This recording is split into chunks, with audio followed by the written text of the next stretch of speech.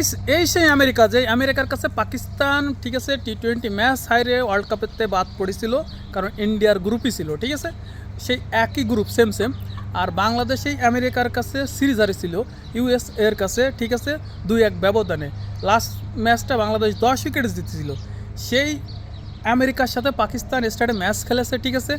পাকিস্তান তো পচা শামুকে পা কাটার জম, তো স্টারে কনফিউজ ছিল, কিন্তু বাবর আজম আর সাহেবজাদা ফারহান এরা দুইজন ভালো ব্যাট করেছে। সাহেবজাদা ফারহানে 41 বলে 43 রানে একটা ক্যামিও ইনিংস, বাবর আজমের 32 বলে 46 রানের ইনিংস, আর শাদাব খানের 12 বলে মানে 30 রানের আনবিলিভেবল ক্যামিও।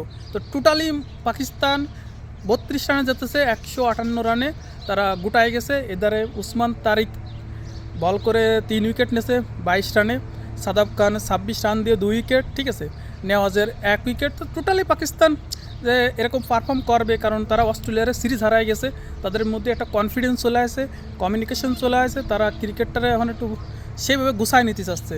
এরপর 15 তারিখে ম্যাচ আছে ইন্ডিয়া পাকিস্তানের।